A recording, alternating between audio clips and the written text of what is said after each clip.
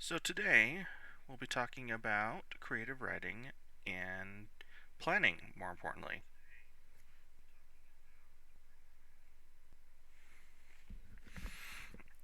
Alright, just getting my sound settings to work. Welcome, everyone. I don't know how much longer we're gonna sit here and just lurk and chat.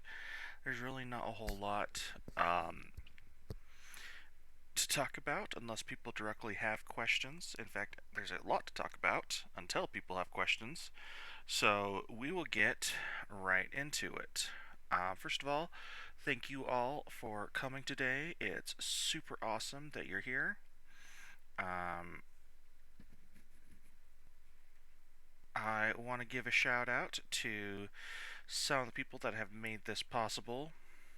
Um, Mostly just go over Patreon patrons who have faith in me and have been here with me and are currently subscribed. So thank you, special thank you to Alexander Leapart, Richard Delby, PG, APG, Aragonia the Wise, Fran, Brad Anderson, Alex Cortez, Anna, Al Basia, Gabriel Mestes, Didi Dos, Julian, Tony Liu, Thomas Shanka, Patrick, Rune Nightmare, Alexander Michael, Raphael Tadding, Weird Voidwalker, Wizard Classic, Sam Nemeth Smith, MaxXX524, Gary Bates, and Sheeta15. A special shout out to those people who have been supporting me. A special shout out to all people on who've read my stories and just enjoyed themselves.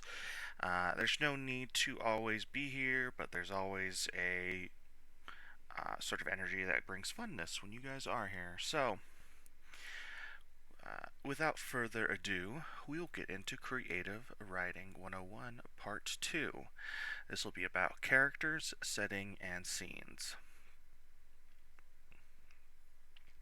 So, what we're going to go over, we're going to once again talk about who I am and why you should care. We're going to recap what was on the last lesson. We will prepare what you will prepare versus what will be shown, and then we'll get into characters, settings, and scenes. I didn't do as many pictures on this one, so forgive me, and hopefully I won't read straight from the PowerPoints, but there are some word for word definitions that I'll go over. So, who I am and why you should care. I have 5 canon works that are either mostly finished or finished. I have at least 4 of them that are completely finished. Or 3 of them that are at least completely finished. At least 3 of them that are completely finished. No, 4 of them. 4 of them that are finished. I've written over 1,000,000 words of published material, and just my canon works in just those 5 works. That's not including everything that's partially done, everything I have not posted, and everything I ever did for school and other things. I've got my 10,000 hours in as far as like how familiar I am with writing and Wattpad and the scene. And then, even if that's not enough for you, I'm going to be sharing this coming from my experience as a writer with ADHD. Think of it as just tips and tricks to help you move on. If you have ADHD and you want to be a writer, it can be done. Uh, Recap on what we learned last time. First of all, my favorite quote is that the only difference between a master and a student is that master has failed more times than the student has ever tried. Just keep in mind that you will try again, and some of them will be fails and some of them will be successes, but if you let the failures get in the way of you ever succeeding, then you'll never get anywhere. Also, don't expect perfection from yourself or others because you are all beginning a journey and we are all on it, whether that is we are writing or we are critiquing. Take notes everywhere and anywhere. Those notes will come in handy. If you have an idea, you can come back and look on it. You can mix and match ideas for stories, and even just like general knowledge, it's always good to have notes. I have notes everywhere and everywhere. I have sticky notes. I have a whiteboard. I have an app on my phone. I have notebooks that are half filled everywhere. So, acceptance of criticism will be your greatest asset. remember that when you write and someone critiques and say you could do this better or that better, they are not attacking your life, your soul, your whole history. They are just saying that, hey, you should do this better because it'll help you get better. Hopefully, that's what they're saying. But the acceptance of criticism will go a long way if you don't get butthurt every time someone says this isn't the best story ever made. The first chapter, think of it as a movie trailer. It's going to be the first thing people reads, and it's going to be an intro to your writing style. It is also the most important and least important chapter. One of my favorite reasons it's the most important chapter is because you have to start somewhere. If you're going to start somewhere, it's going to be that first chapter. Get it written, get it done, move on to the next, and just get that story rolling. And why it's the least important chapter is because it ever when you write your first chapter and move on and get to like your 10th chapter and 20th chapter, you'll be a better writer. Just continuously, you'll be getting more practice in writing. There'll be some spaces between chapters where you'll be studying or reading or learning some other thing of your life, and you'll be getting better and better and better along the way. And there's no reason to be super hung up on that first chapter that it impairs the rest of your writing. You should be able to edit it. It's a first draft. Like, there's no reason that you should be hung up on a first rough draft. So, get it written, let it exist, come back and fix it later. It's the most important reason to have it, and it's the least important reason the most important reason not to get hung up on it. And most importantly, writing is a skill. Never stop writing. The more you write, the better you'll get. The better you get, you'll get somewhere where you want to be. And just never stop writing. You're always progressing on that journey. I can't emphasize that enough. If you want to be a writer, if you want to write stories, if you want to tell stories, the most important thing you can do is just start and keep going. So, that is it for the recap. So before we get started, I want to prepare you all for this journey we're about to go on by saying that you are going to create in your off time lots and lots and lots of material. And not all of that material is going to make it to the final cut. It's the same reason there are director's cuts. It's the same reason that things like glossaries and back histories for popular stories exist. It's just because that everything you produce is not going to make it into the story that you're going to tell. One thing I want to emphasize here in this particular slide, just because I forgot to add it in the slide, but remember that you're telling a story. And then think about the story that you want to tell. Is it this person's journey? Is it this person overcoming grief? Is it this person solving a mystery? Whatever it is, think of the story that you want to tell and set it as your highest priority. Because things that you're going to write and things that you're going to crop out in editing are all going to revolve around the story that you want to tell, the story that you want to get across, not only to your readers, but to everyone else in between. Let's see. What your character's experience will heavily impact the content and context of the world around them. Yeah. The way you tell your story and the way your character interacts with the world will heavily impact just what is told about your world. It'll be seen through your character's eyes, whether you write first person, second person, or third person. You can only write from their perspective. But having notes and ideas about stuff in your story is not a bad thing. You honestly should just have tons of material that never makes to the final cut.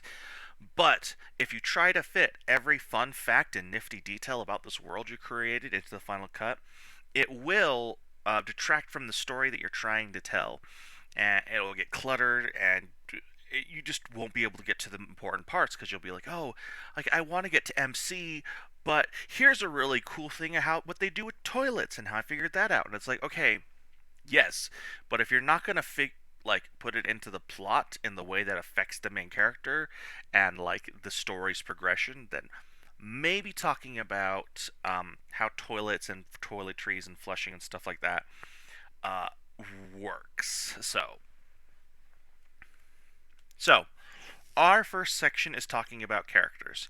Now, you can go to a thousand TED Talks and a million resources online on what makes a good character and what makes a character compelling and what makes a character good. In this course, this is Writing 101, which is just like your basic of basic, what I think you should know to get started. And everything that I think is important for a foundation.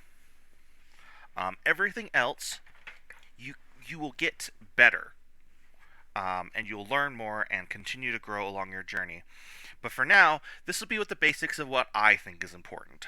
So, motivation and goals. Number one, flaws, conflict, appearance, consistency and accuracy, and subversion. And we will go over these in just a second. I'm going to get a drink real quick.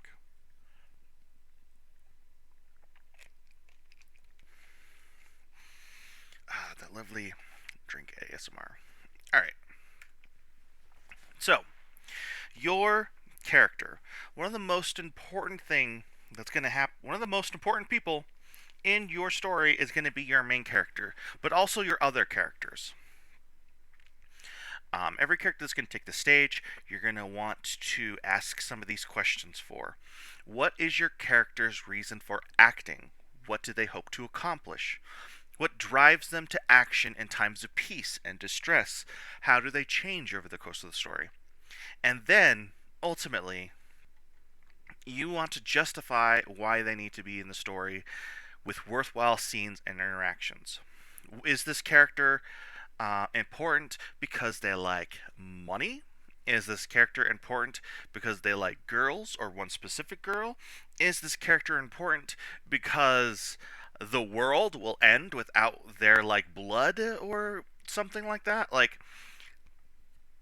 some of these are circumstances, but what is your character's reason for going and doing anything?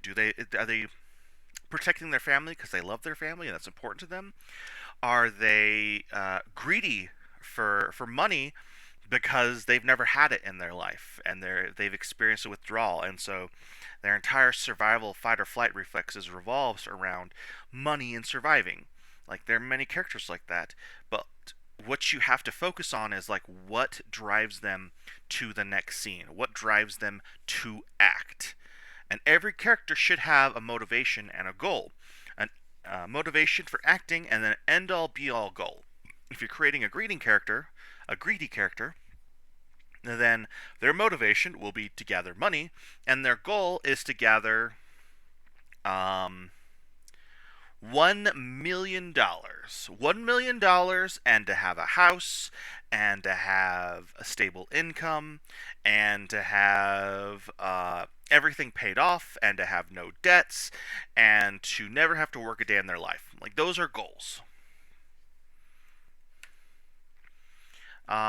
More importantly, this character should be followed up by flaws. Flaws should be included with every character religiously, especially your main character should have flaws. There is no reason you should go around with Mr. Superman Nice Guy, who's ultra powerful and doesn't have any flaws and solves every problem just by being in there, because that doesn't make a compelling story. The reason why Superman is such a hard character to write stories about is because of this factor. Like, people have to create systemic rando flaws, like he only listens to the government and the government's fundamentally flawed, in order to make Superman almost a bad guy. Or to do a whole paradigm shift on him, they have to completely like kill off someone he loves and make him this god who thinks he can everything should be according to how he says to make him a bad guy. Like, Batman doesn't need these loops to make him a compelling character because he is ultimately flawed. And he's a billionaire playboy, but he's damaged. He's got trauma. He's got motivations for living this nightlife that's full of crime and fighting bad guys and not killing mentally handicapped and unstable people. Like, anyways, so what I've developed is that there are two flaws that you should give a character. Two important different distinction in flaws too. One should be a personal flaw, and one should be an environmental flaw. And even though they can sometimes cross, you shouldn't get them confused. Being abused by a bully is not a flaw that you should just run with as your character, as that's the only thing wrong with them. No, you should have one of each. So maybe they're abused because they're a coward, or because they're jealous of something the bully has, or because they're just physically weaker than the bully. Maybe they have an obscure interest that gets them bullied, or maybe they're reacting to hormones and they got caught like with a nudie pic, or with, you know, I'm aging myself with that. Or like an embarrassing poem to a girl they like, or maybe they're reliant on their older sibling and their older sibling died in a crash and now they're kind of hanging by a thread. Like, these are interesting flaws to have about a character that is also bullied. Like the reason they're bullied, because they're poor, or because they're a commoner, a slave, an orphan, disowned, or have some kind of debt. Like, these are things that can be overcome, but they're environmentally overcome. Mo- Better flaws to overcome for the character are things that they have to fight, battles they have to fight within themselves. So they should have at least one personal flaw and one environmental flaw. Now, that doesn't mean you have to make every character a coward, poor commoner slave who's obsessed with uh, anime, who goes into another world to fight monsters. Like, maybe it's a formula that works because it's been around forever, but that doesn't mean that's a formula that has to be. You can have a character who is fundamentally uh, jealous of the circumstances of their betters, and maybe they have a villain arc, and you get to write a villain story about why this character is going to overcome uh, the antagonists, who are good guys, because they're jealous of all of the good attention that these people get. This is a storyline like Loki, or something like that, where someone is, maybe they've been fundamentally trying to be good, like something like out of Megamind, and they just, their personal flaw is that they just misunderstood like everything that went on, because of when they were good, nothing ever worked. So they had to paradigm shift to, like, what if I was the bad guy, and things quote unquote worked for them that way. Um, but yeah, and more importantly, flaws will drive your story and make it compelling. If this character can do everything, and every obstacle in front of them can be smashed in one scene, that is not a compelling story to make. Your character should be fighting to progress through the story. You should beat up your character, main characters, side characters, and all. That creates conflict. Conflict drives a story. Uh, I went to the supermarket and got a gallon of milk and came home is technically a story. I eh, I went to the supermarket, and as I tried to get milk, this Karen wouldn't let me take that particular milk or let me buy any milk, and how I eventually went home without it. That is an interesting. That is an interesting story. Like, why? Why did you leave? Why didn't you fight her harder? Da, da, da. It presents all these questions, and so if I take you down this journey of events of, like, oh, me going to the store and me encountering this Karen, like, that's where your tension is. If I were to tell you both stories, you'd find the Karen story much more interesting, because Karens are crazy, and you just don't ever know what's going to happen with them.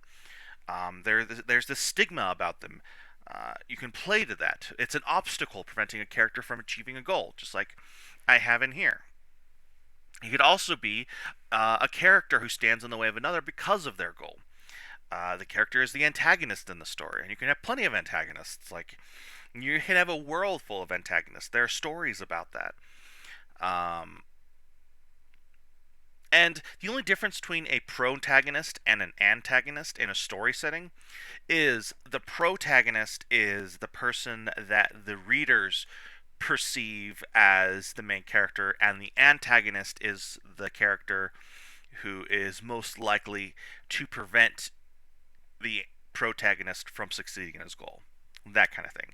You can have an antagonist for a world, but if you write about that antagonist, technically in the story he becomes your protagonist, and the readers read about him as the protagonist. But that's all terminology for another day. Um, Another interesting conflict is a character going against values or themselves in a way. Uh, an interesting story from, I'm going to quote the Bible here just because I know it, and I'm sorry for all those people that get offended, but maybe I won't. Uh, but let's say you're an honest character, right? And they find a wallet on the side of the road, and they pick it up with the intention of giving it back to that person. But a series of events prevent them from giving that wallet to someone, and they end up keeping it and they're guilty about it. Now the entire story is about whether they accept the wallet or they try to track this person down and give it to them. That is an interesting character development. That is a conflict. They now have this wallet. They're home with it. This should never have happened. I am an honest person. I've never stolen anything in my life. Those kind of realizations compel the reader to read because um, they're engaging. They're familiar emotions. Like this is not something I ever thought was going to happen. Another thing would be an occurrence that endangers the character or something or someone they value. This could be as like simple as we got stuck in a class project to my best friend got drafted in a war that's coming up, like, or my love interest got drafted and like now I have to figure out how to get drafted along with them or something like that. And ultimately, every conflict does not have to be resolvable. You do not have to put a cookie cutter ending to every conflict because some conflicts lead to deaths and other drama that make the story interesting. If you have a character that because of a conflict dies before they can be resolved, that's for a lot of dynamic storytelling because not only do you have to worry about this character's death, but that character probably have friends who now care about the character dying, and now they're going to interact with your main character who might be the cause of their death in a different way going forward, which creates that drama and tension. Character B is dead, and now character C through F see character A as the perpetrator. Their actions are going to change wildly from before that death to now, after their death. And then that's a conflict in itself. Like they perceive this way because they think the main character killed their friend. That doesn't ever have to be resolved. They can just go on the rest of their lives thinking the main character killed their friend. Like maybe there's extenuating circumstances. Maybe their death they just can't disclose. Like think of Spider-Man and how the whole green the first Tobey Maguire Spider-Man and the whole Green Goblin arc. Like first Green Goblin died, don't tell Harry. And then Spider-Man and Tobey Maguire or Peter Parker can't tell Harry how their father died because he died trying to kill Spider-Man and missed and ended up impaling himself. Like spoilers. But that is Harry's villain arc because his best friend won't tell him how his father died, and this whole thing happens.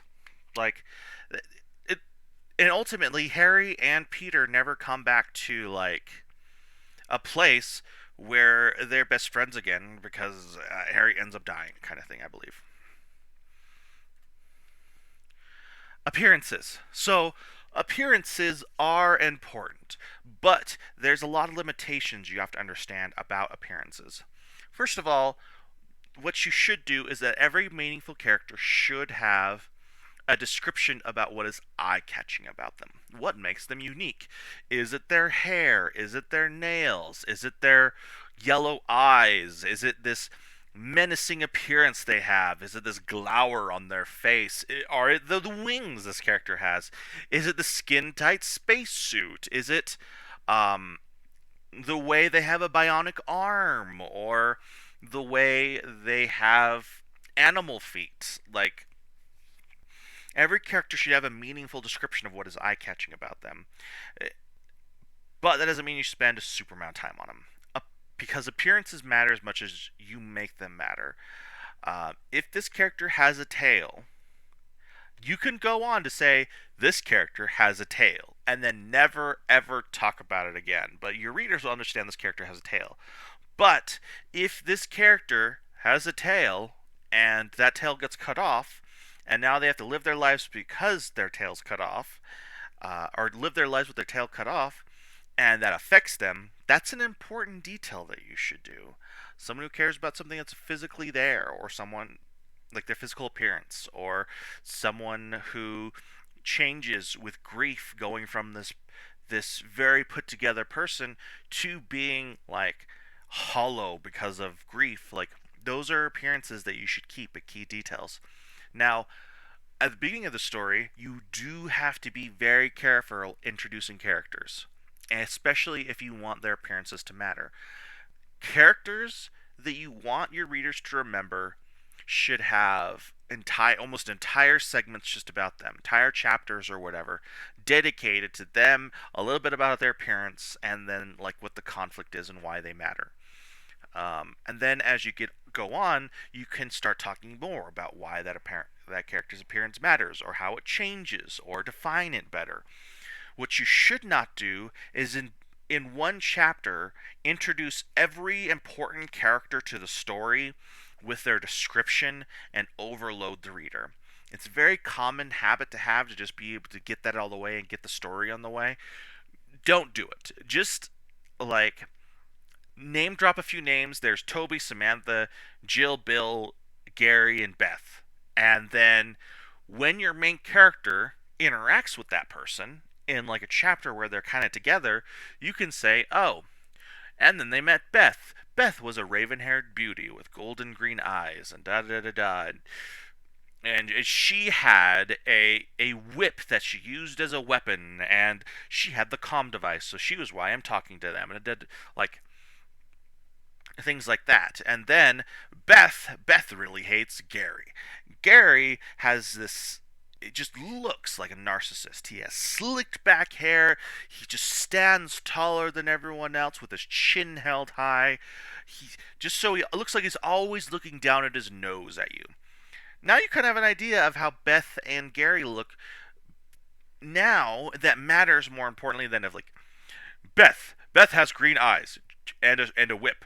And this, and Gary has this, and Jenny has this, and if you keep going down this list and never talk about Jenny and Bart and Samantha, like, and you have an entire list of their backstory and how they look, and why they're important to the story, but you never talk about them again, like, you should not do that.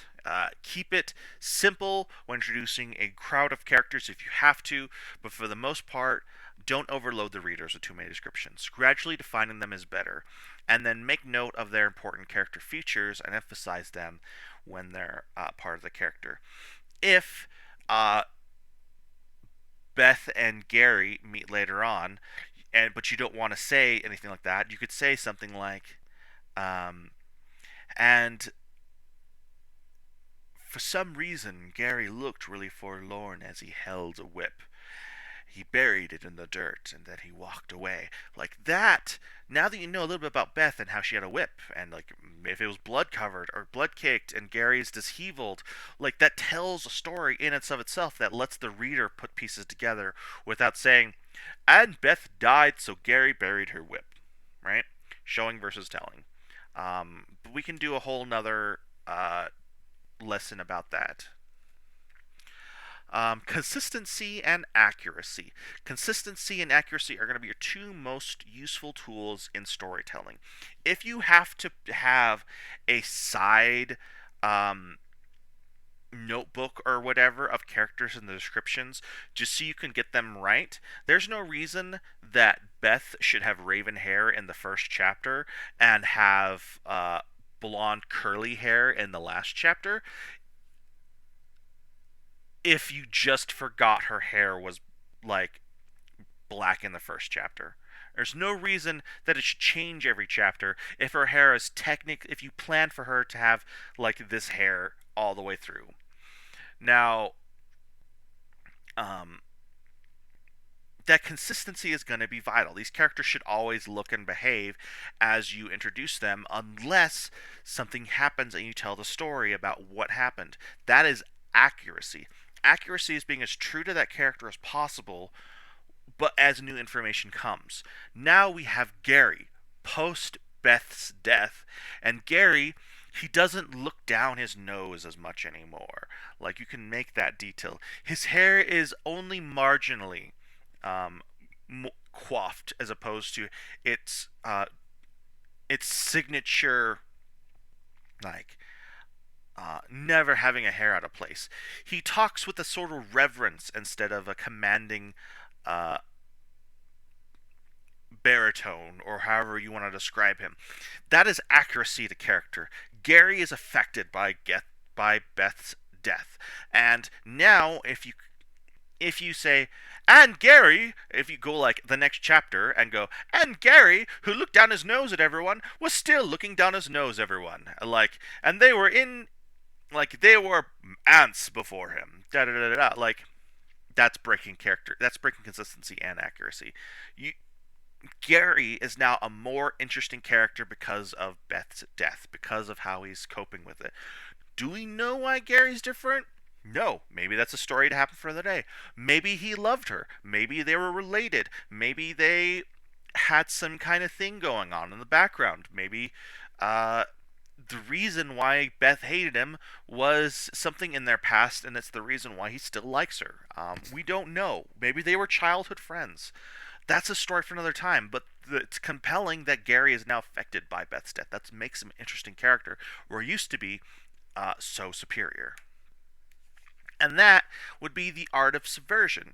We previously saw Gary as this unfeeling monster Malfoy bad guy, but at this death of this character, when we thought these characters hated each other, now he's super effective, super affected by this occasion. That's a good subversive moment. This it's a powerful tool that's going against the norms that are predefined. Subversion. Um, Gary's now been subverted a little bit, but it's a dangerous tool. Gary should not be subverted in the next chapter, in the next chapter, in the next chapter again. Like, we should not keep changing Gary's chapter. He's a compelling character now. Unless we're like, we take away his arm and now he's a robotic arm and he just keeps getting like dingy and darker as the time goes on. That's not necessarily subversion, though. That's progression. That's progression of character. The subversion would be the paradigm shift from Gary looking down his nose at everyone to Gary now commanding with a leadership tone, because now he understands the cost of a life. That kind of thing. And subversion in character and story development should be precise and used effectively, just like with using Gary. Like, introduce a character that's subversive, that's okay. But using subversions too much or in wrong ways can seriously damage your story and reader's experience. You should be very careful. Not every moment needs to be a subversive moment. Subversive is good for wrecking people's expectations and for comedic moments. But if neither of them are hitting, you need to like roll back and see what you did wrong and maybe fix that in the future or fix it in editing. Like, Gary in the next chapter becoming a frog monster who is now the bad guy and terrorizes everyone because he loves frogs is a subversive moment, but it's not done right. I'm more interested in the Gary that's getting over his grief, who's trying to progress, who's maybe trying to um, revive Beth. And maybe trying to bring her back to life using some mechanic you've previously talked about. Or maybe he's trying to prevent the deaths of other people. Like, that Gary is a much more interesting character than Frog Monster Gary. And if you subverts that, like, that's really robbing that experience from your readers. Now, if you were to kill Gary in the next chapter to create more drama, that's different. Because that's Gary, that's killing him before he meets his goals, or maybe it's an act of self-sacrifice, which completes his character arc. This person who always looked down his nose, but now understands the value of the life, giving his life for another person in an event, that is very interesting and completes this character's arc in a beautiful way, in a redemption arc kind of way. But yeah, once again, subversion, it's a good tool. It's very powerful. Be very careful. It's a tool that every new author wants to use everywhere. Don't learn the rules before you break them. Like learn how to subvert before you start subverting everything and breaking your story. Now we'll get on to setting. World building, which I know everyone's excited for, or at least most people in my circle of groups that I talk about, they love world building, and it's something to get excited for. There's something magical about creating a world that other people get to experience, but it's your world, and look at how these things work because I made it. Like, there's nothing wrong with that. It's cool, it's fun, people should enjoy it. Um, but we're going to talk about how to semi limit yourself because if you are building a world for a character, the number one thing you should focus about, prioritize, is what impacts that character directly. Prioritize. That's going to be my first thing ever if you world build. Is it's my number one is you should set priorities for yourself. If it doesn't affect the main character directly, you really need to consider how much time you're spending on this aspect of the story, especially if it never makes the final cut. That kind of thing. It doesn't mean it's not you can't go write it, but if you're going to dedicate time to telling a story, you should dedicate time to telling a story. Some other things we'll be going over is what kind of world it is, what age and air technology can be found, stages and how to understand their limitations. And that's a stage like an acting stage, like things that actors would stand on and project, like Shakespeare, and then factions to be mindful of. All right, like I said before, focus first on what impacts your main characters directly. Your main characters are going to be the focal point of your story. If you're trying to tell a story, your main characters are going to progress through that story from point A to point Z, and it's going to be great and magical, but it'll get cluttered if you're spending too much time talking about how toilets work or talking about the god of vegetables and this character never eats vegetables in any of the scenes. Like it's easy to get your story cluttered because you want to fill it with really cool things, but you have to remember what I said earlier. You are prioritizing what story you want to tell. Prioritize those details. It is very important that you get that set in stone ahead of time so that you know what you're doing for the rest of the time, especially when you get writer's block. If you get writer's block, but you have some priorities set, it's very easy to kind of get over that. Maybe you do need to spend some time on some fringe data to just kind of get over that writer's block, kind of figure out what happens next. But setting priorities is one of those really good ways to get in there. Like I said before, will every detail be included? No. But it's okay. It's okay to get caught up in the fun of making a world and doing all that stuff. It's okay. Writing should be your experience, and if you never end up finishing the story or never publish it or never finish the world building, like if you continue writing another book, like all of your experiences in that unfinished story will go towards the next one.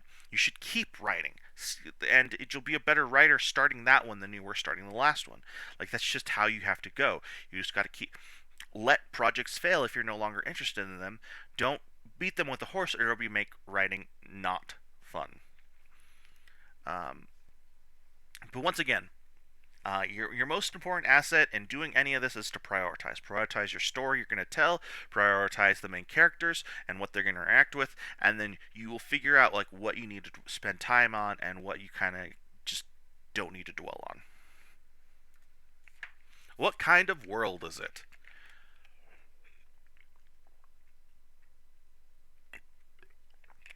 Okay. Sorry. What kind of world is it? Start simple. Now, before you create a list of how the world was formed and every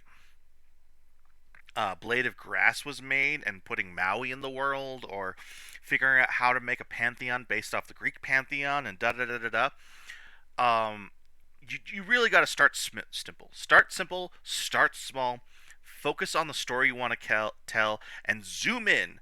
by God, zoom in. Zoom in to the main character. What does his house look like? Kind of thing. Like, who is he going to be interacting with? And even before that, before you have a main character, or even like when you're first developing, decide on the genre you want to build, right? A world building and creating a mystery inside a modern world is going to be vastly different than a hero's journey in a grim, war-torn future universe. Like, focus in, prioritize. What genre are you trying to tell? Is it an adventure? Is it a slice of life? Is it a romance? Is it a comedy? Now, it's not like you can't have these elements in the story, but you have to focus in on what is going to be your primary focus. If your focus is to write a comedy, you can have romance, but make it first about the comedy, and vice versa. If this story is going to be all about the romance, maybe the rest of the stuff doesn't matter nearly as much, but you can have comedic moments that help facilitate the romance, and war moments that help facilitate the romance, and adventure moments that help facilitate the romance. But you should focus on the genre. What are you trying to build, and how can you craft a world to support that? Because that is the story. After you figured out some of that, figured out some of the basics. Before you start figuring out gods that your main character is never going to interact with, figure out first who is in charge that directly or maybe indirectly affects the main characters. And especially those that will interact directly with them. Is there a principal of the school? Are they in charge and set the rules? Is there an administrator of the school? And what rules are they setting? Those are characters to keep in mind. Who is the president of the United States and who is like the gods of the system, if you're telling a school story, aren't nearly as important as maybe the president and administrator who are fiddling around with the school rules and making life hard for the main character. That's what you got to hone in on. Um, Another thing to consider is if you're going to make a bunch of gods and how the world was created, consider consider if any of the main characters are religious. And if they are not, then maybe who the gods are doesn't matter. That's the hard truth. Now, if they are religious, that is a great time to explore which gods are the best gods.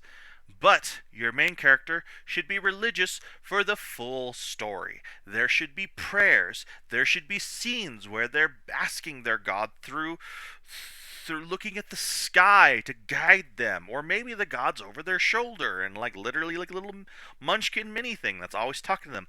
Maybe their god is a pirate who's always somewhere out of vision, like my character in Seventh Kiss, like who's always kind of given orders and things, and they just kind of have to obey them because they don't want to die.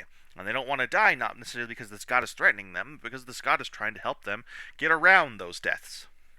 Like, are they religious? They should act religious. If they're going to act religious, this is a great time to explore all the gods that invented this world and the world at play. If they are not religious, focus more in the principal and the president and the king and the queen and the duke and the dad and the father and the stepdad and the stepmother. Like these characters that are going to impact your main character are going to be far more important to develop. And there's nothing wrong with creating an entire pantheon of gods for a world, but just if you're trying to tell a story, like tell the story. Don't try to fit all that in if your characters aren't religious or it doesn't matter to the plot. And like I said, prioritize. Telling a story is fun. It should be fun. I'm talking about all these things that you should limit on yourself and things that you shouldn't do.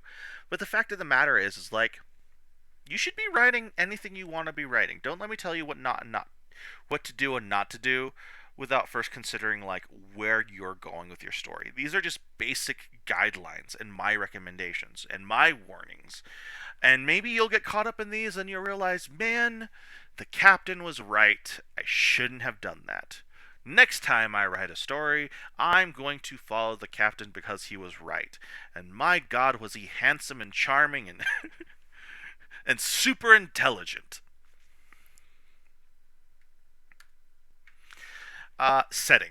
This is also very important. This is not nearly as talked about, but I want to talk about it. What age and era of technology slash magic can be found in the world is going to change lots of things about your world. You really have to consider: is this story told in the 1820s, or is this a grimdark version of the 1920s with steampunk power and magic? Now, if you're not careful, your reader will never know. And that's not the point. Your reader should know just a bit more about the world, and you should tell it that way. Now, what are the best ways to introduce these circumstances? Well, focus on the commodities that the main characters have, the things that they do from day to day. Do they have a smartphone to communicate, or are they using holograms or parchment letters with wax seals? Right? Are they sending carrier pigeons, or are they sending texts? These are very important distinctions that will help world building in very, very subtle ways. How do they get around? If they get around using a horse and carriage, that's vastly different than if they're using a steam powered hover car, or a spaceship, or a teleporter, or if they're just walking everywhere because everyone's dirt poor, right? You should just little by little talk about the world by going through the main character's daily life. Now, not every story, like I said before, don't dwell on the toilet, but maybe if there's a scene in the bathroom that's very important for the story going forward, you can dwell a little bit on the toilet. If your character is like going through a crisis and they lock themselves in the bathroom and they're hyper focusing on everything in the bathroom and how they work to calm themselves down, that is a plot device. That is okay. Do that. Writing by nature is very flexible. Very flexible, just as flexible as telling a story. You just got to kind of hone in on what the story is you're trying to tell. Now, these are also details you want to iron out ahead of time. You don't want to have a horse and buggy at the very beginning of the story and then have them riding around the cars through shopping centers and stuff like that if there's not a distinct and obvious genre shift, especially if you just forget that you're using horse and buggies at the very beginning. Like, you should have always horse and buggies unless your main characters like distinctly change worlds or distinctly improve technology or age up and now things are just a little bit different. If there are trains to get from point A to point C, D, and F, like, let them take the train. Talk about how the train rumbles because it's steam power. Talk about how it's very quiet because it's a bullet train. Like, you can tell these stories when you're defining the environments and settings, and that's very important for letting the reader be in the world and let them experience. And they're like, oh, they're using crystals that project hollow images. This is kind of a sci-fi fantasy world. Like, and they're throwing magic spells because and they click their fingers and the oven turned on with a little magic circle around the oven. Like, that'll do worlds for building the story, which is very subtle details, than just being like, it was 1842, 13 years after the war ended. They use rifles and they fight with dragons on cars and they travel through warp gates and they one of these things is exposition, one of these things is interesting. And there's nothing wrong with having with chapters of exposition, but you should always consider, is there a better way? If there's not, sometimes you just have to put a chapter of exposition in. That's okay, or a half a chapter. But like, maintain yourself. You shouldn't have 10 chapters of exposition and no interaction with the story or characters. Setting the stage. Okay. um, we're not. We're about halfway through this. Stages. Well, we're over halfway through this. Sorry. plan them out and understand their limitations. So a stage is the direct environment in which you will see the main character, just like an acting stage. It's just what you're gonna have. Every scene is gonna include a stage. It's just the way I phrase things because it makes sense to my little theater brain. So you should really think about the stages in which you are interacting with your characters because it's the direct setting that they are in. Are they in a principal's office? Describe the principal's office, the lighting, the sound, the taste of tobacco in the air that you can smell, that kind of thing. Or maybe they're in a spaceship and it's the quiet of a space is disconcerting and I can hear my heartbeat and the cold white walls will always uh, close in on me if I stare too long without looking outside at the endless vastness of stars and blah blah blah blah blah blah. Those are two different stages, and they can really set a tone for a story. But you want to pay close attention to what the characters are doing on the stage and what matters to those characters. One of the things I want to talk about in this segment is Chekhov's gun. For those who don't know who Chekhov's gun, I'm going to talk about it. Um, and for those of you who do, you can just judge me all you want. Just judgy. But Chekhov's gun is if a gun is described in the first act, it needs to fire by the third act. And if it isn't going to fire, it doesn't need to be talked about. Don't describe the gun if it's not going to be there, if it's not going to fire, if it's not going to be important. Now, if it is going to fire, if it is going to fire in the third act, if it's very important, spend time dwelling on the gun. The cool steel that it has, the smell of black powder that raises memories. Like you should spend time on details that are going to be important now and later when you're building your setting. If a character walks into the principal's office and there is a gun on the mantelpiece, and the course of the story is how I killed my principal with his own gun, that's going to be an important detail, even if your main character doesn't hate your president enough or is in the mood to kill him right now. Um, you should emphasize the important details and, of course, as always, trim the fat. You can have as many details as you want to tell the story, to build the setting, to build the stage, but remember the story that you are telling and prioritize how many of these details need to be included. Now, if you are having trouble building a stage, vice versa, if you just cannot put enough details into building a stage, into this environment, one of my best tools, one of my favorite tools, is your five senses. Practice using your five senses to describe a scene. Your sense of smell, your sense of taste, your sense of touch, your sense of sight, your sense of uh, sound. I'm sure that's all of them. I hope that's all of them. But go through the scene.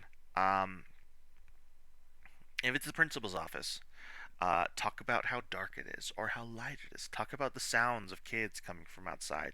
Talk about the smell of tobacco or black powder or whatever is interesting. Talk about the way the wood chair you sit on is just hard, like the stone cold slab of Anubis's altar. Like you can get really descriptive and you can do alliteration and all sorts of things. If you can't add enough details to set a scene, focus there. Focus on what they see. Focus on what they're touching. Focus on how it feels. Focus on the apple they had at lunch and how there's a kernel of it stuck in their teeth and they can't stop playing with it. But the taste of the apple is soothing. Talk about the gum they're chewing and how it's lost its flavor and now it's this dull, rubbery, like tar that's just inky in their mouth because of the stress of having to face the principal, and you're wondering if you should even chew it anymore because of the intimidation of him, and he has a gun behind him, and you're worried he's going to use the gun on you. Like those are details that you should really hone in on if you're not used to adding details to a scene. Um, you do have to be careful with the taste when it's harder to add. You shouldn't be like, and I remember how Jennifer tasted last night when I kissed her lips. Because if you start that and end that wrong, it can go weird. So you should Be careful with taste. That one's one that might make you creepy as a writer, but if you are making a creepy character, that might be a very interesting way to use that sense of taste to make that character even creepier. That's all I'm saying. So, we talked about things that are in the environment as the environment is. Now we want to talk about people in the environment, in the setting. Now, groups of people are going to be a faction, whether that's a noble party, a political party, a clique, a group of friends, whatever. You have to be aware that factions are going to exist because people in large groups are going to group up. They're, everyone has interests in what they want to do, and usually they will find people who have like-minded interests to pursue that end of a goal. Now, if your character is part of a faction, maybe this faction is a sports team. That is important. Make sure that the story includes members of that sports team. If it's a baseball team, talk about how he throws a low ball. If it's a soccer team, talk about the strategies they use when Cortez is center field. I hope I'm using all the terminologies right. But it and it's important that if you're going to have a story about factions, you include people in that faction. Otherwise, is it important to the story? That kind of situation.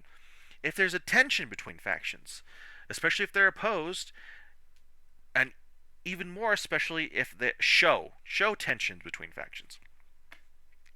Um, this is very important. If you have two opposing teams and they have to go into the same stadium, show the tension between them two as if they cross paths. Some of the characters interacting and there's just kind of like smack talk happening, or they're about to get into a fight before um, the actual event starts. Like show that tension, and it'll make the event where they actually compete that much more exciting. If you have, on the flip side, if you have an important noble gathering, and it's all to put forth this law that's going to help the main character, and you have two factions, one that's for it, for your main character's faction, and one that's against it, like, and you have them meet and have them do their little subversive, like, oh, look at you and your really cool hat, and he doesn't think it's a really cool hat. It's like out of season and out of touch and da da da. Like, show the tension between the two factions, and then when they get in, you can really start to develop that tension. Like, oh, now they're gonna say this about them, and oh, now they're gonna do this. Like, um, that kind of thing. So you're gonna have factions, or you're gonna have factions.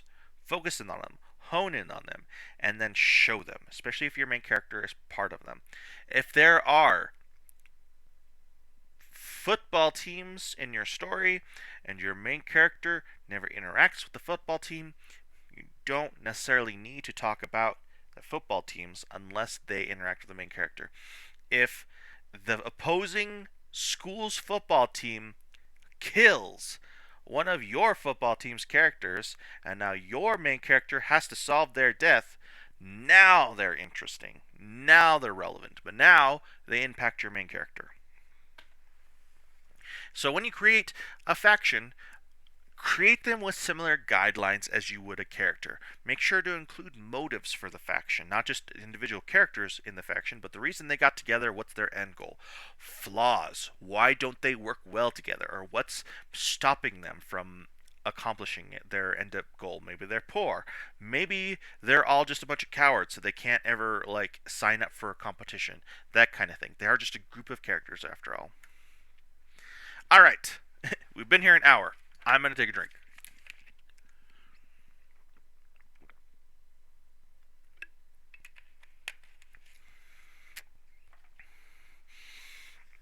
Ugh.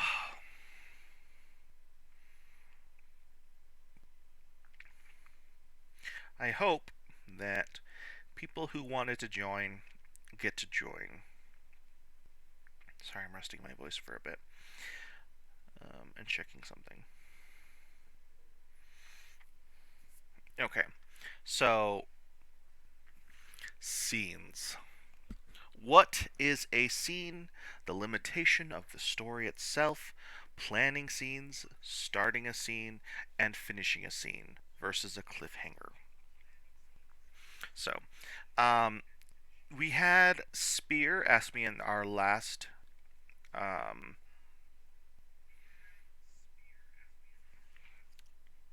last class, like, how do I tell a story after I finished? How do I finish a story after I've written the first chapter? And so this is kind of what this segment is dedicated to. So we will get into it. So first of all, what is a scene? From start to finish, a scene is an event within a story that introduces characters, presents new information, reveals or resolves conflicts, and ultimately progresses the story.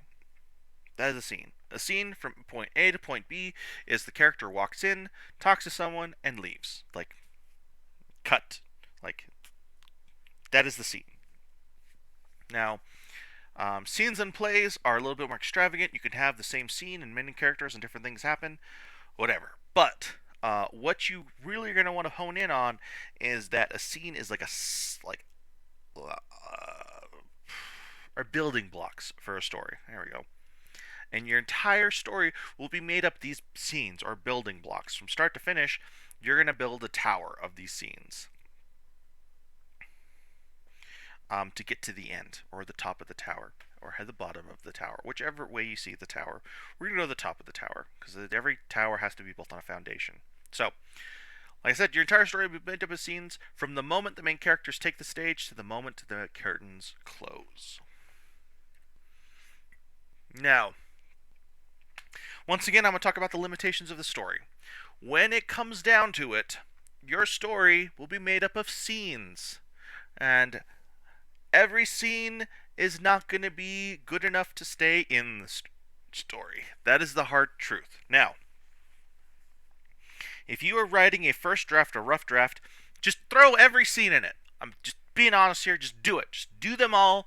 And then when you come back in editing, if you come back in editing, start trimming the fat. Which scenes don't need to be included? What scenes are a bore? What scenes don't need to If you can't finish a scene, maybe you should go back to the end of the last scene and then rewrite a different scene. There is information you want to get across, but if you can't fit it into a scene, you may have to reanalyze how important the information is. Like, at the end of the day, you're going to be telling the story that you want to tell. This amazing, beautiful story. And in order to tell the story, you have to create characters in a setting. And now, every character in that setting is going to be a scene. So you're going to have to clip scenes together to end up telling that story. Now, you're not going to be able to put every bit of information you want in each scene. Doesn't mean they're all bad or good or whatever, but you want to really prioritize what's important to the scene and what's important to the main story and what's important to the character. Priorities. Too long, didn't read. You can only have so many scenes. Pick the best one. Planning scenes. Now, there is the art of story arcs. And there are, once again, many, many, many other TED Talks and PowerPoints and documents that you can easily type into Google and find. So I'm not going to talk about those resources that you can already find.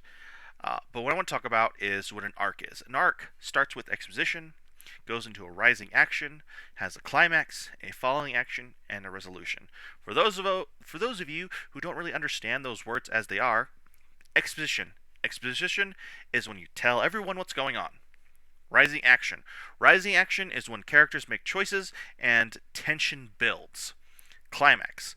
Climax is when that tension gets to a head. Maybe it's revealed that so and so isn't rich, or maybe it's when a war happens, or maybe it's when your fake girlfriend finds out you've been lying to you. Climax. The falling action is the fallout of what happens after that war, after that discovery. Da da da da da. And then there is the resolution. What happens when everything ties up in a nice little bow? That is a basic format for a story. And if you are a beginning author and you're really looking for exercises to practice to tell a story, my most basic exercise is this.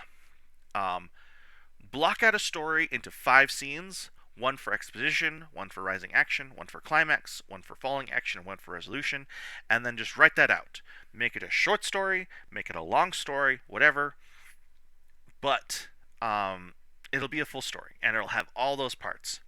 Now I want to talk about who is telling the story. When you're planning scenes, or you're planning your building blocks from bottom of the story with your foundations to the top of the story, where you have everything tied up with a neat little bow, you want to focus on who is telling the story. Now, some of you need to hear this, some of you already know, but if you're going to have a story that's in first person, it should stay in first person. If you're going to have a story in third person, it should stay in third person. You shouldn't go back to back in different chapters having different persons, or in even different paragraphs having different persons. This is something I am guilty of just a little bit, because I write stories that are both in first person and third person, and sometimes I'll get caught up writing what I'm writing, and I'll go from like, and I saw the thing happen, and then I'll in the next the next paragraph say, and then he saw the thing that he was seeing, that he saw that he did it, but it's all talking about the same character. Like, it's a flaw, it's a fault, it happens, it's fixed in editing, we get over it. But if you're going to tell a story, like, you really need to nail down like the direction of the story, because when you figure out who is telling the story, you can really narrow down how scenes need to be structured and how your setting is going to be. If it is first person, like Foxtales and Fairy Tales was first person, it really limits the wide open space of the story. For those who've been following me from the beginning, Foxtales and Fairy Tales has a lot of lore in the background. Has 3 different continents, lots of stuff going on. But the experience of you as a reader and the story that's being told are limited by the characters in that story, by Sebas, who is first person, and by other characters when they take over. That limits the story. I can't talk about another continent and its exports and imports if none of our characters ever go there. And none of my characters will even know about it if in the first person they just don't know about it. Like, you just can't write about things the characters don't know. So you're going to have to limit that. Now, back to scenes. Scenes can be very flexible. You can have an entire scene that is from start to finish this exposition, rising action, climax, and falling action and resolution. There's a movie called Double Jeopardy, and for those of you who have never heard of it, you probably never heard of it for a reason. It's probably been redone, but it is an old black and white movie, and the entire movie is about these people inside a jury's office, and in this office, just about everyone thinks this kid is guilty of killing someone. But there's that one character, that main character, who thinks that there is room for reasonable doubt that he probably didn't do it, or at least there's reason to doubt that he did it. And he is very concerned that everyone else wants to just convict this kid to death or prison when there's so much room for reasonable doubt that he spends the rest of the story in this one room, in this one scene, convincing the rest of the characters that there is enough room for reasonable doubt until they are all convinced, until they run through all the evidence they have, until they talk about it, until they all moan and groan about being hungry and having kids and da-da-da-da-da. Like, and it's just one scene. It's a one-scene movie. It's very flexible. And in most cases, your exposition and your rising actions will be multiple scenes, while the climax will be one scene, the falling action may be 1 or 2 scenes, and the resolution may be 1, 2, or 3 scenes, depending on how much you have to resolve. And that's okay. Just basic formatting, you have to consider that your scenes are going to make up your story, so you have to plan them out. And then, for those of you who want to get funky right out of the gate, who want to just go crazy with scenes and details and da-da-da-da, I give you this warning again. Know your foundations, know the rules before you break them. You have to know all the rules intimately before you can break them effectively. Starting a scene. Getting into a scene Once again, starting blocks are like you have to introduce setting, character, and conflict. Now, this is very flexible. Sometimes I introduce characters before I introduce the setting, or sometimes I introduce the conflict. Sometimes someone shouts and the conflict's already started, or sometimes someone says something and the character is already there. Or sometimes we hone in on this character and their background, or sometimes we hone in on the setting and maybe it's the principal's office and it's dark and dusty and the main character enters and the principal's already there. That kind of thing. So, the most basic example of a scene, and you'll write some that are this way, and you'll write some that are vastly more complicated, and both are okay as long as you're telling the story you want to tell. Now, most basic example of a scene is character 1 enters, character 1 interacts with character 2, and character 1 leaves. End scene. That's it. That's all it takes. You don't even need character 2. Sometimes you just need character 1 enters, character 1 interacts with themselves, character 1 leaves. Like, end scene. You can put this into practice. It might look like a student visiting a principal's office, but it may also look like a soldier meeting a general, or an adventurer meeting a guildmaster. Like, how you set your scene, maybe you're gonna end up writing it and then realize you followed all of these programs when you go back and read it, and you're like, oh, this is a scene, and this is a da da da da da. Yeah, it is.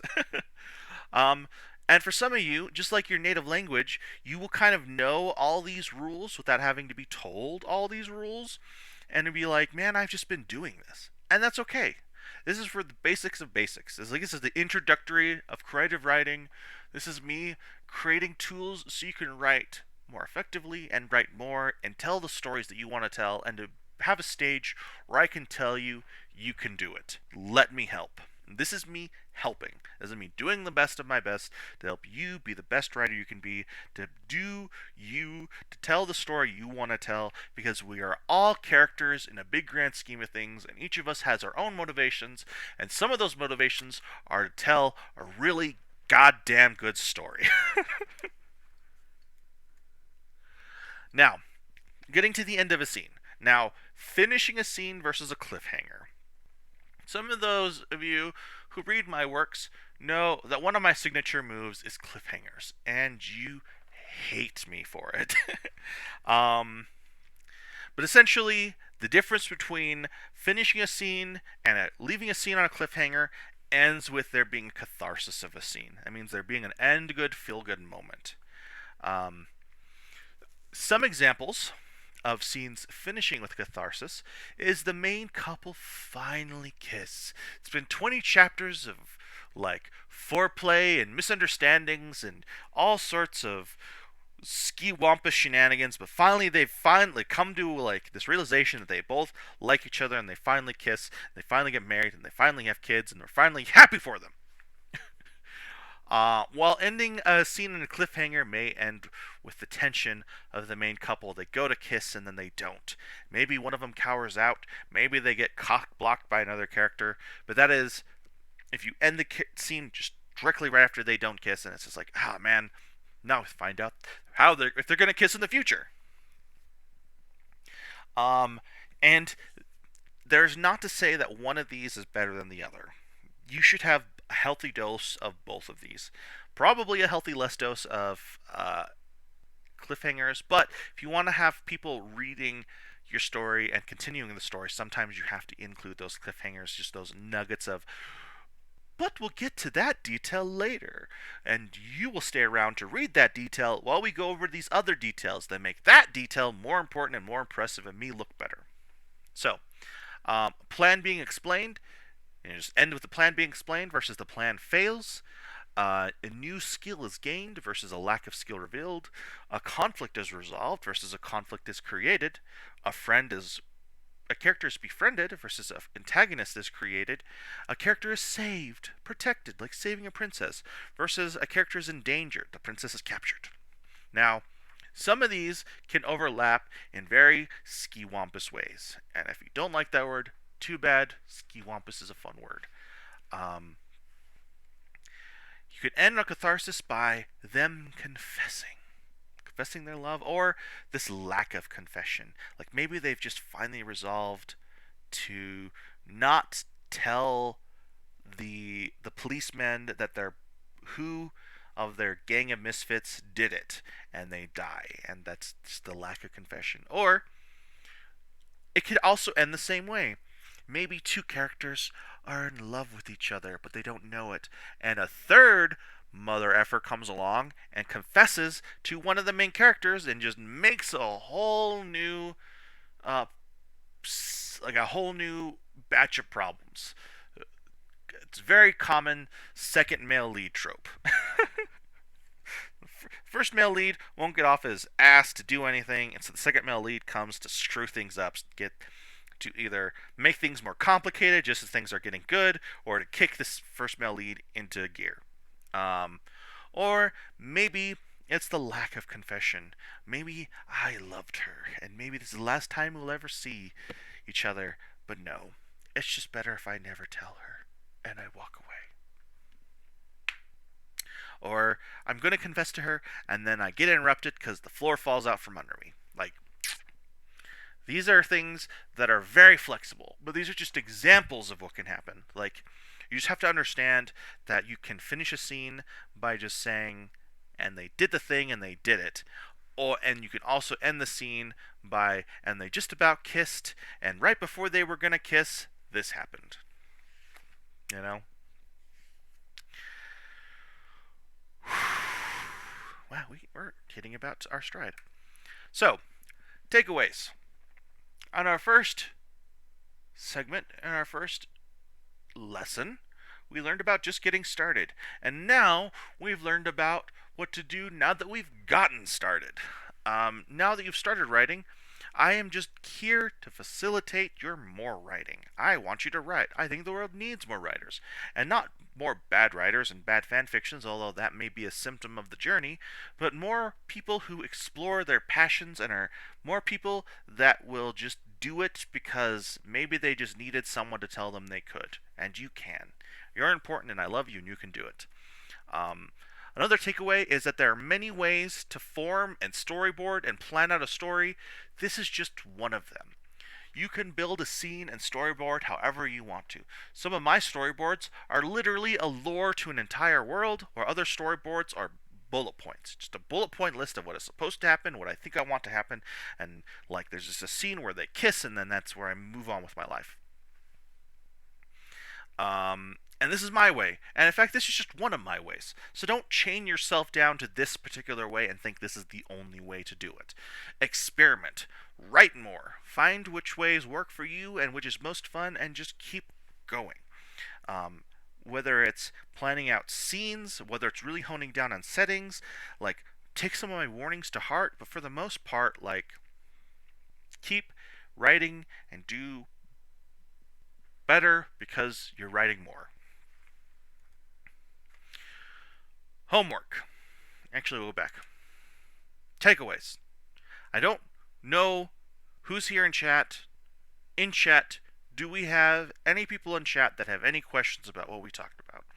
For the sake of facilitating a classroom session, is there anything else anyone wants to know more about? Anything we can go back to? Anything we can cover? Or maybe ideas on future classes that we want to explore? And while you're typing out your questions, I'm going to take another drink. The floor is yours. That's okay if you're just lurking and you're not going to answer, or if there's nobody here, we'll just go on to the next segment.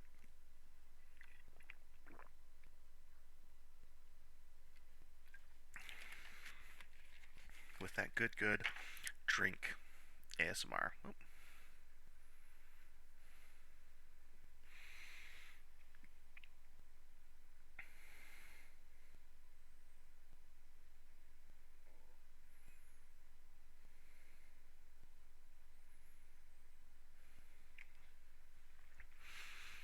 Alright, then my takeaway is that either I'm cutting you off because you're typing out a really long question, or I did such a phenomenal, handsome job of explaining everything that you do not have any questions. In which case, that makes me magical, and super handsome, and super great, and probably the best person in the entire world. Maybe just a little bit better than you. Probably. Probably. Yeah, we're gonna go with that one. That's only because. No, that's just because I am. Still love you. Still think you're great. Homework. As always, write. Just start writing. And then when you get writing, write more. Don't let anyone tell you that you're bad and should die and quit just because you're not good, because we're all on a journey of perfection and we're all going somewhere and we're all in the process of being kind of good at something. So just write all the words to express as much of your imagination as possible. If you have a story to tell, tell it. And maybe you are limited by your own skill and by the chains of this mortal fleshy body that you have succumbed to, but you can't get any better at telling that story if you never get started, if you never develop the skills to tell a better story. Because every great story was once no more than just an idea in someone's head and a thought written down. Harry Potter was once written down on a napkin. The Hobbit was once just Tolkien telling stories to his kids. Like, uh, you you can do it. And then I shared this with my brother, and one thing that he said really stuck out to me was Sylvester Stallone always finishes his first draft. You know, even if it's really bad, he still finishes it. And his advice is to always finish a story, even if you have to write one thing leads to another, and then you're ending. Like, I think that's great advice. Finish your story. If you have more stories finished, that's great, and then you can figure out how to do other things other than just write one thing leads to another. But just do it. Finish your story for the sake of you. You're amazing. You're awesome. And you're pretty and handsome and talented. Probably not as pretty and handsome and talented as I am, but still pretty and handsome and talented.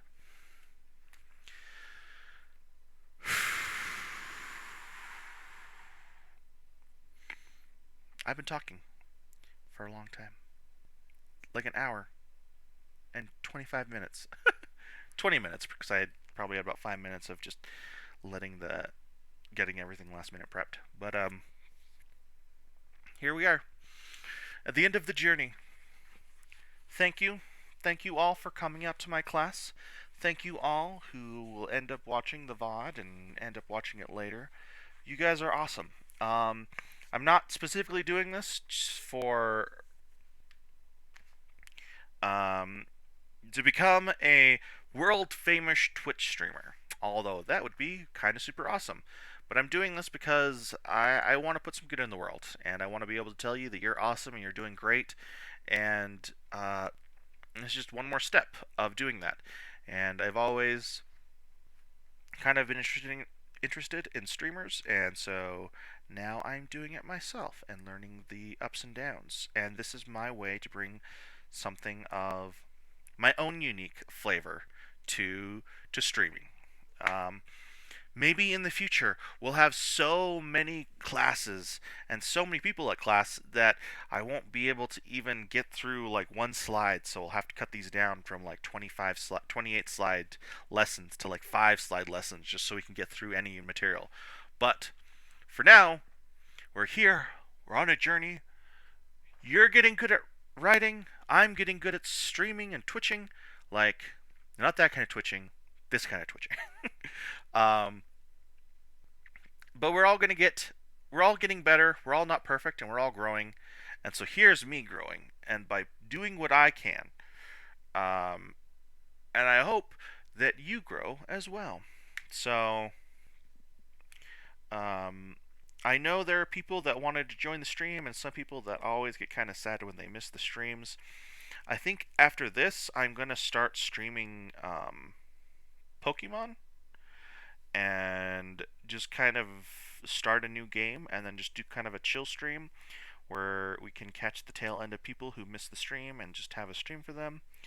Um, but yeah, it won't be for about maybe 10, 20 minutes, give or take, just because I have to get everything set up, but we'll do it. So for now, Thank you all for joining us, and may the winds of fortune ever fill your sails.